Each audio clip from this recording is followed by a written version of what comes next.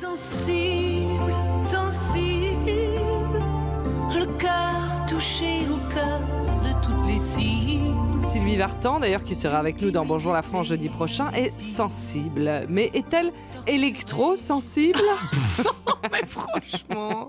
Elles sont belles, ces transitions. L'Agence nationale de sécurité sanitaire de l'alimentation a publié dans un rapport cette semaine dans lequel on peut lire que les personnes électrosensibles souffrent et doivent être prises en charge. Docteur Gérald Kierzek, vous pouvez nous rappeler ce que c'est qu'est l'électro-hypersensibilité, qu'on appelle aussi EHS? Ou maladie de Sylvie Vartan. Non, elle est juste sensible. Ou intolérance environnementale aux champs électromagnétiques. En fait, on est entouré de champs électromagnétiques, que ce soit le Wi-Fi, le téléphone portable. Et certaines personnes ont des critères. Et les critères, ils sont très précis. Il faut 3 types de critères. Un, il faut avoir des symptômes fonctionnels, alors qui sont des symptômes pas très spécifiques. On en reparlera, mais les troubles du sommeil, des maux de tête. Deuxièmement, il ne faut pas qu'il y ait autre chose qui explique ces symptômes, parce qu'il ne faut pas passer à côté d'un autre diagnostic. C'est ce qu'on appelle le diagnostic différentiel. Et le troisième critère, c'est il faut que les sujets attribuent eux-mêmes ces symptômes, le rattachent à leur exposition, en disant quand je suis dans tel environnement, quand il y a du Wi-Fi, etc., j'ai les symptômes. C'est quoi les symptômes?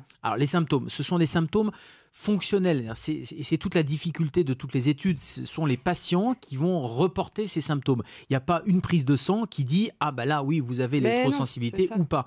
Par contre, ils ont des maux de tête, ils ont des troubles du sommeil, ils ont parfois des symptômes cutanés, des rages cutanées, vous savez, des espèces d'éruptions. Bref, un certain nombre de symptômes qui sont... Alors, l'éruption cutanée, on peut l'avoir, mais le reste, c'est simplement du ressenti.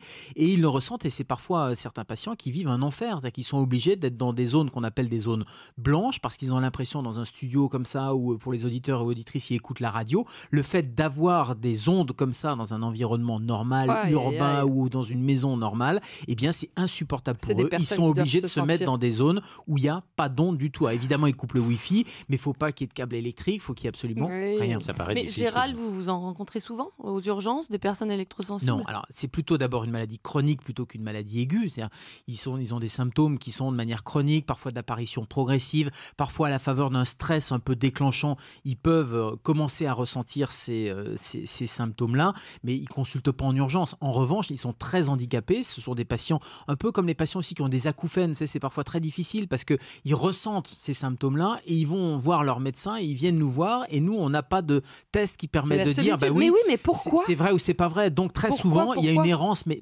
pourquoi l'hypersensibilité n'est pas reconnue par la communauté médicale? Vous en pensez quoi, docteur? Alors, vous citez le rapport de l'Agence nationale qui établit qu'il y a des symptômes, et ça, personne ne les nie. Ces symptômes, ils existent. Il y a une souffrance des patients. Après, le rapport ne va pas conclure à une causalité entre les champs électromagnétiques et les symptômes ressentis. Et c'est là toute la difficulté. Alors, est-ce que c'est parce qu'il n'y a finalement pas de lien ? Ça, on pourra en conclure que non, il n'y a pas de lien, que les symptômes, c'est un peu dans la tête des malades, il y a un peu un effet nocebo, et il y a toute une partie de la communauté médicale qui penche pour ça.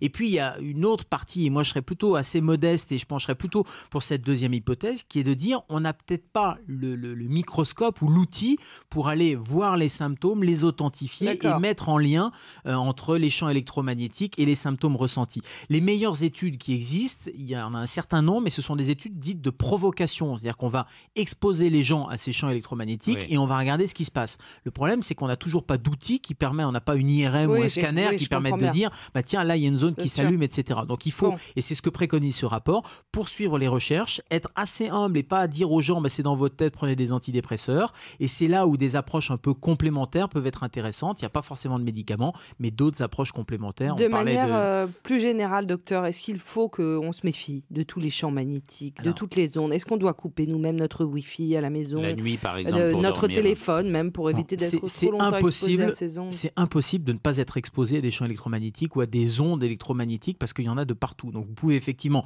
couper chez vous, sauf que vous ne couperez pas celle du voisin, par exemple. En revanche, les ondes électromagnétiques ont été classées par l'Organisation mondiale de la santé comme étant potentiellement cancérigènes. Ça veut dire qu'il y a un vrai effet biologique de ces ondes électromagnétiques. Et donc, la sagesse ou le principe de précaution ou le bon sens voudrait que, par exemple, chez les gamins, et c'est les recommandations de l'OMS, les gamins, ça ne sert à rien d'avoir un téléphone portable. Donc, un petit n'a pas besoin parce qu'il a en plus un cerveau en voie de développement, donc on sait qu'il est plus sensible, c'est là où les cellules se multiplient. Donc un enfant, pas de téléphone portable. C'est pareil sur les écrans, il faut qu'il soit à une certaine distance de sa tête.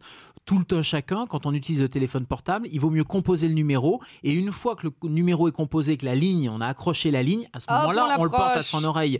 On a des kits main libre. Ça, c'est utile aussi parce que ça évite d'être trop exposé. Et puis, on téléphone pas dans un ascenseur parce que dans un ascenseur, ça fait un effet de cage de Faraday. Donc là aussi, ça augmente l'exposition aux ondes. Et la nuit, quand vous faites dodo, ne faites pas dodo avec votre téléphone portable sous l'oreiller, par exemple. Mettez-le à plus d'1 mètre. Ça, ce sont des conseils de bon sens, mais qui probablement sont des conseils de précaution. Ce fameux principe de précaution. Et puis, on verra, il y a plein d'études qui sont menées. Ben oui, parce qu'on risque d'avoir une explosion de pathologies si on n'a pas respecté ces conseils-là, qui sont pourtant édictés par les autorités internationales. Bon, on vous souhaite quand même quelques ondes sensuelles, quoi. Ouais. C'est le qui reste. C'est Mathieu qui l'a dit. Europe 1.